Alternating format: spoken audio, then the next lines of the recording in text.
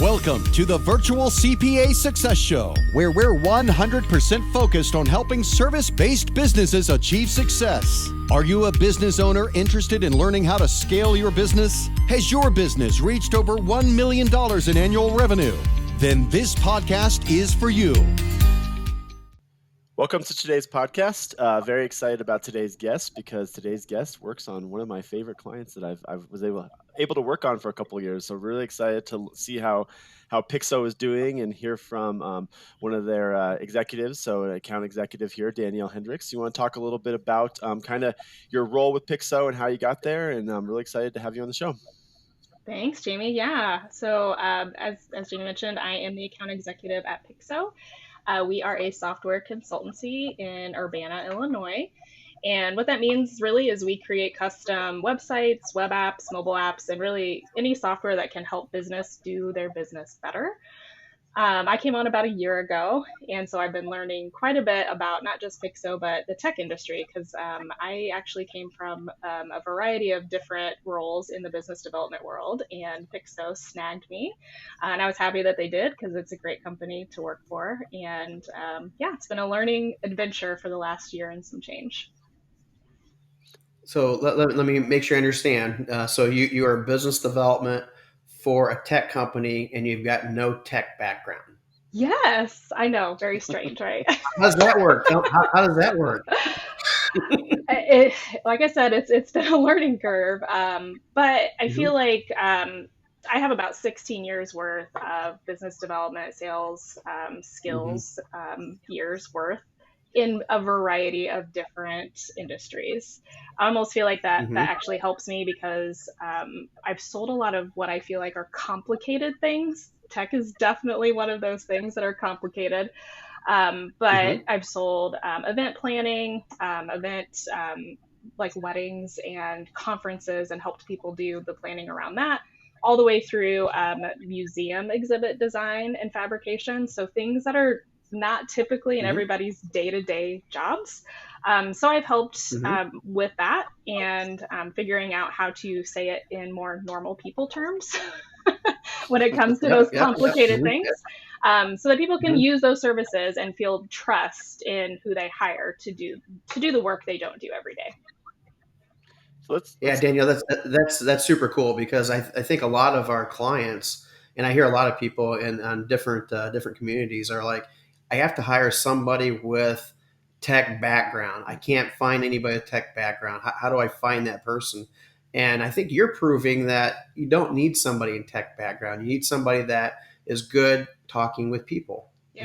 Is that fair? I would say that and the problem solving part, because starting Pixo, like I said, a year ago, I kept saying, I need all the information to connect the dots. And I don't know if everybody's brain works that way, but mine certainly does, where, you tell a story about one client and how we solved a problem there. Well, that attaches to the next client I talk to, and they have the same problem. And so we can also help them solve that as well through technology. If we're not the right fit, then I will tell them that too. Like, oh, I've heard this story before. You actually need to talk to this other person because they would be a much better fit for you to solve that problem. So I think it's problem solving, but being able to have those conversations with people and be naturally curious, because I feel like I am a forever learner. I poke at questions, I ask, and then the real story comes to light. So another question for you is, how did you get up to speed? Like day one, not knowing anything about the creative agency business itself. How did you get up to speed? Well, I'm still getting up to speed, Jody. I will tell you that for sure. As we all are. Which is great. But the team at Pixo is really what has helped me a lot. I joined a lot of meetings. I did a lot of listening. But they're the experts. So I will talk to a client that might have a job. I'll say, yes, Pixo could be a good fit. And then I bring in the people that actually know what they're doing when it comes to the tech stuff. And just listening to all those conversations and hearing how our people talk about the work they do, that in itself has been the biggest help to my learning curve. But then also talking to the average business person and just saying, what tech do you use? What do you like about it? What do you hate about it? So learning from the other side as well. So putting myself in the client's shoes and seeing really what the problems are.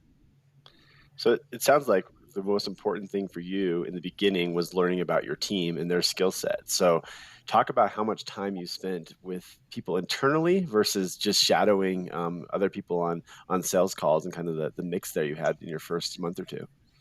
Yeah, I would say really my time was, I did spend a lot of time with one of our owners, Jason Berg, who has, the most experience with Pixo selling this type of work, and just joining calls with him, having conversations with him after the call. So say we have the call with the client, and then I'm like, so can I ask some questions? And then I'd pick his brain. But most of my first, I would say probably 3 months worth, was shadowing and going to these meetings. About 6 months in, maybe I felt like, okay, I can do some of these conversations on my own, but still to this day, it's okay, even though I had a conversation by myself. So ask the team, what can we do? How does this work? What did you all get out of this? And they're such a helpful team. It's a collaborative effort the whole way through. I never feel super intimidated to have that first conversation, even though I don't have all the answers. So I So think for that that first 3 months there, about how many calls do you think you took? You say you're shadowing a bunch of calls. Was it like once a week? 10 times a week? What was it? How many calls do you think you actually shadowed before you moved on to doing them yourself? That's a great question, Jody, and I've slept since then, so it's going to be a complete guess. But I would say probably 3 calls a week that were sales 3 calls a focused. So I'm week? like, Yeah, hey, I have good. a project. What do you think? Mhm. And so I felt like it was a pretty good rhythm. I never felt super overwhelmed. But yeah, lots of terminology and acronyms of things that I had never heard of before. So there's also a lot of Googling that happened in between those, those calls. What For does sure, for this mean? sure. I think what's interesting, back to Jody's point, I think a lot of companies are resistant or not really wanting to sign someone outside the industry into this role. But the first 6 months that you went through and the first 3 months you went through, I think would be similar for someone who does have a lot of experience, because you still need to learn the company and what makes them different and what makes them tick. So I think that would be the biggest hesitancy, would be like, okay, if I'm going to hire Danielle who has no experience, I'm going to have to put a lot of extra work into to getting her up to speed. It doesn't really sound like you would have to if you hire someone outside the industry. Yeah, and I've had this question in my brain, just because I'm new to the industry, of do you learn the industry first or do you learn your job first? What's more important?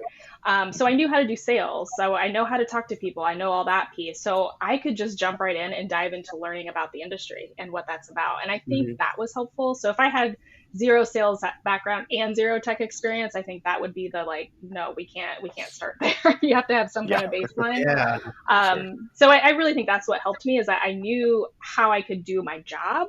I just didn't know the Mhm. industry, and being curious. Like, I am somebody who likes to learn, so I wasn't like afraid to jump into something new. And I think the other Yeah, and part that I you think hear a lot from this role is people come into the interview with like a portfolio of clients. Like, hey, if I were to join Pixo, these are the 20 people I could talk to you for you. And to me, those people very rarely work out, because that book runs thin pretty quickly. Because of those 20 clients, maybe 10 are even a good fit, and then the 10, you have those relationships with them. 5 aren't even looking for work right now, and so you basically might have 1 or 2 clients from those people that come in with that portfolio. And so I think that's why a lot of people want to go, okay, I want someone who has industry experience, because they're coming in with a little bit more of a portfolio. But again, I've the BD role to me is the hardest to hire for, because you really have to find the right fit of person. And I think a lot of people who look just for that type of role end up failing more often than not. Yeah, I'd agree. And if you wanted to hire me based on my book of business in tech, I don't know that it existed, obviously, right? Like, yeah. it didn't. But I do know people who know people, and Right. Mhm. being in a business development role for years, like, I am very fortunate that I get to meet people from all types of backgrounds, all types of needs. And so from, your business owner, to somebody that's maybe the janitor in a place, it doesn't matter where you meet your Right. connections. It all could lead Mhm. to a job down the road. And that's why I'm grateful for my varied, winding road of a background, because who knows what will bring something to your business today. For sure. Do you mind telling us, or how does your sales process work? So, like, from the initial prospect, either sending an email or calling or however that works, all the way through to where you actually close the deal. And then in addition to that, do you hang on afterwards? Like, are you the person that meets with them every quarter or whatever and asking them, hey, how's things going? You take on that responsibility as well. Yeah. So I think every business obviously does this slightly different. And I've worked, in this account exec role for years, and it's certainly varied from job to job I've gone to. And I think the way Pixo does it just intuitively makes so much sense. I am the person at the beginning. So if a client either emails, calls, or I connect with them and they're like, I might have a project for you, I take on the initial call and I learn a little bit more and just enough so that I can know what consultants at Pixo would be the best to bring on to a next meeting. So then I bring the team together and we hear more and they dig in more about what does this project really mean. And then as a team, we decide if we're going to move forward after that call, or they might take a couple, but usually once we hear more of the meat of the job, we meet internally and say, is this a good fit for us? Is it a good fit, not just for our skill set, but also for who we are as Pixo? If it's something that people aren't comfortable with based on the type of business it is, if we don't want to work for, mean people, if there's not a connection there, then, we'll pass. But if it is something that we say, yes, we want to dig in, I'm really grateful that the consultants actually put together their estimates for me, because I've also worked in roles where I had to figure out how much it would cost. Not knowing any of this, how long it would take. I am very glad that our team will sit down and decide like how many hours do they think this project will take them. And so the estimate comes from our team. It doesn't come from just me saying, oh, I think it'll be, this much money. And then the team's mad about it later, right? Like, where did you come up with that?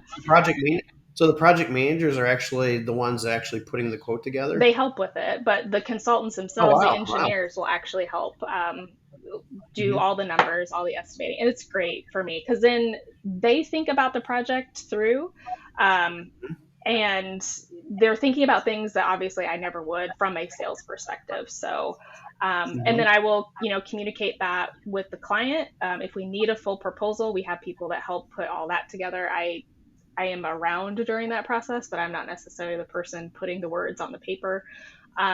Sure. And then, obviously submit that to the client. I'm responsible for follow-up to see, like, what do they think? Was this something that they were expecting? Was it too high of a budget? Was our scope correct? Like, I make sure I maintain that relationship through that process.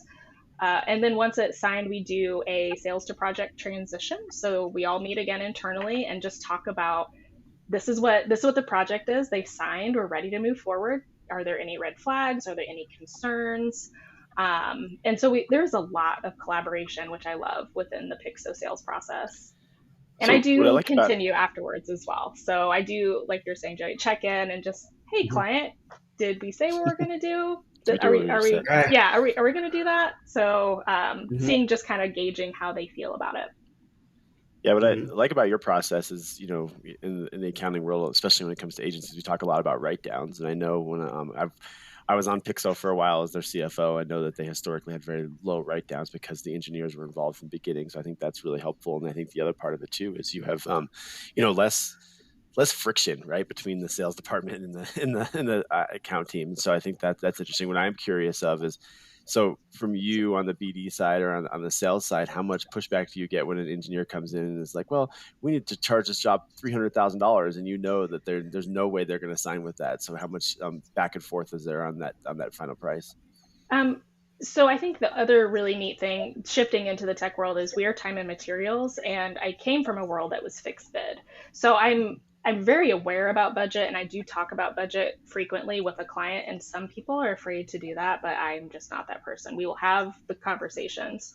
If our team does decide it's a $300,000 project, but I know the client has half that, I break the news and I tell the client, we went through it and this is what we're thinking your project's actually going to cost. Like, this is the reality of it.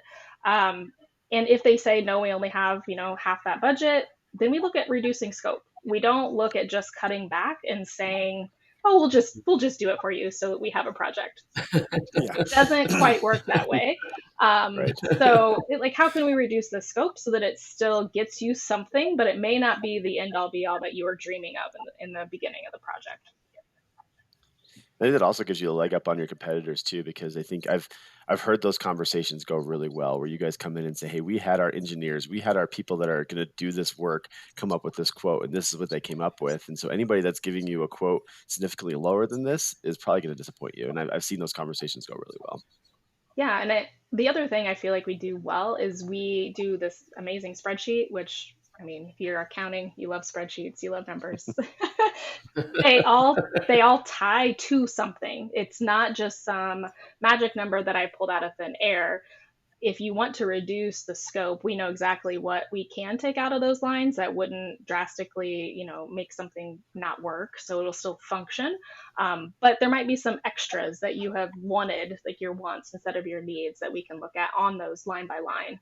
So the spreadsheet, I think, speaks for itself. If people are ever questioning, is this really going to cost this much? Well, we have put it into a very detailed spreadsheet for you to look at. So a question would be, is that when they come back and you present the quote to them and it's too much. And so are you the person that actually dials it down, pulls scope out, or do you then go back to the engineers and they pull it out and then you represent it? I would go back. Is that how it Yep. works? I would go back to them and tell them, hey, this is where they're at. Say the $300,000 was cut in half. I'd say, is there anything that you see this project that would hit their budget, but we could still deliver something? And have them explain to me what that something is. Like, what is the difference? What were the things that you pulled out so that we can have that conversation with the client? Mm-hmm.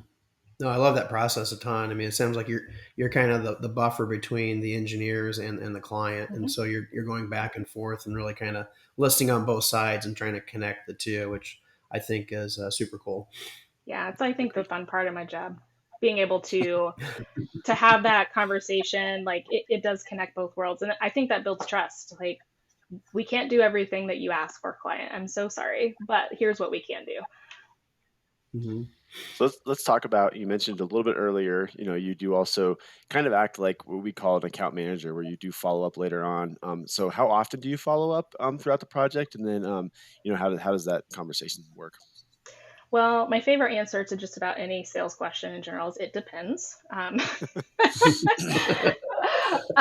So we have some clients that have been with us for years, and so I check in with them usually on an annual basis and say, how'd everything go this year? We know everything's smooth. Are you wanting to re-up another year with us? And other clients are only with us for a few months. So it really depends on where they fall in that time frame spectrum. And are we thinking that this phase is going to build on a second phase? I might be actually more involved and in more meetings if we know that this phase we're currently in is going to be dependent into moving into a second phase with them. So having a better understanding of where we sit on that project and how the relationship's going will help figure out if we're going to sign a second phase with them or not. And do you have some ears on the ground kind of listening? I know obviously the current project that's going on is the one you're thinking about, or an extension of there. But what about, okay, hey, while we were in the field or while we were here, we heard them talking about this add-on project they might do. Is that something we could get in on? So how does that work? Yeah, I mean, there are definitely times when the team that's working on a project, like, oh, I was in that meeting and I heard this. Danielle, you might want to check in with our client about this other thing. And I was like, oh, that sounds great. I love any reason to be able to talk to our clients. So even if they just said they just got a new puppy, I would also be interested in talking to them. But yeah, that definitely happens during projects that, oh yeah, I was thinking about this other thing. Is that something Pixo does? Mm-hmm. But since Pixo does a variety of different like technologies, we have 3 teams that do a little bit different work. One team might hear something that actually helps another team with a different project. So we have a little bit of diversity within that as well. So what would be like the ideal client for Pixo? It's funny, when I joined, I asked the team that same question, and they said anything food related so that we could get paid in food. However, I found that's actually just something they wanted. It wasn't necessarily ideal. A little bartering.